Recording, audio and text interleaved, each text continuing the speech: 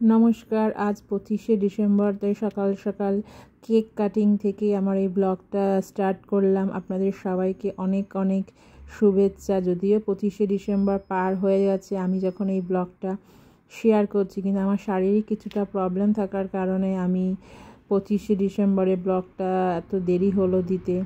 এই ব্লগটা আমার দিতেই হতো, কারণ আজ আমার ইউটিউব জার্নির 1 বছর পূর্ণ হলো। তাই সেই উপলক্ষে সকাল থেকে মনটা খুবই ভালো, সেলিব্রেশনের মুডে ছিল।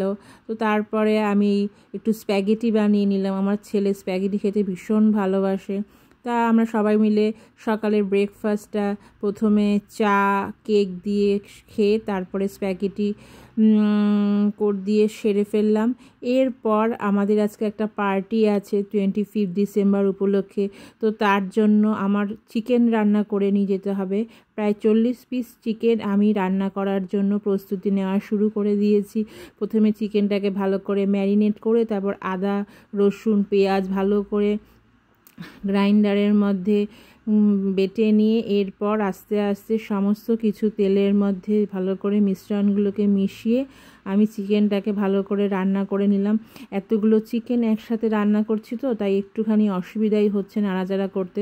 তো আমার হাজব্যান্ডও আমাকে প্রচুর হেল্প করেছে আজকে চিকেন রান্না করতে, কারণ আমি এর মধ্যে আবার হাতটাও কেটে ফেলেছিলাম। তো তার জন্য আমারও একটু অসুবিধা হচ্ছিল নাড়াচাড়া করতে চিকেনগুলো। তো মশলাটা ভালো করে প্রথমে কষিয়ে নিয়েছিলাম দেখে তাই চিকেন দেওয়ার পর বেশিক্ষণ আমার কষাতে হয়নি।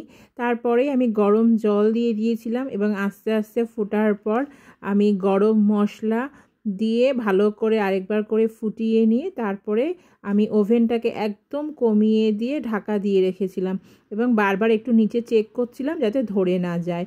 তো এরপর আমরা সবাই রেডি হয়ে গেছি এবং পার্টিতেও পৌঁছে গিয়েছিলাম।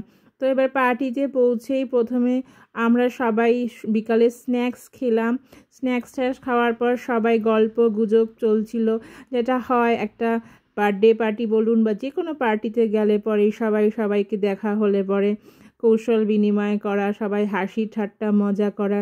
এদিকে ভাত বসানোরও প্রিপারেশন চলছিল, কারণ বাচ্চারা তো তাড়াতাড়ি খেয়ে নেয়। এরপর বাচ্চাদেরকে ফটোশ্যুট করা হলো, তারপরে আমরাও ফটোশ্যুট করলাম। এবার বাচ্চারা নাচের জন্য তারা খুবই উৎসাহী, তারা গানের সাথে নাচ করবে তার জন্য তারা প্রিপারেশান নিচ্ছিল। তো এইভাবে খুবই মজায় আমাদের সেই সন্ধ্যাটা কেটেছিল।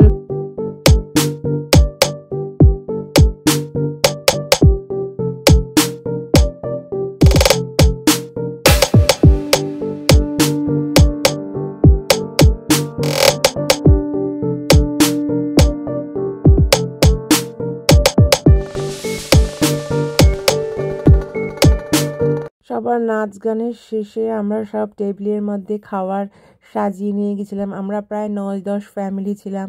তো প্রত্যেকে যা যা নিজের আইটেম নিয়ে গেছিলো সমস্ত কিছু সাজিয়ে টেবিলের ওপর রাখা হয়েছিল। তো সবাই মিলে আমরা একটু টেবিলের সামনে দাঁড়িয়ে ফটোশ্যুট করে তারপরে খাওয়া দাওয়া সেরে তারপর আবার যে যার মতন বাড়িও ফিরে আসলাম।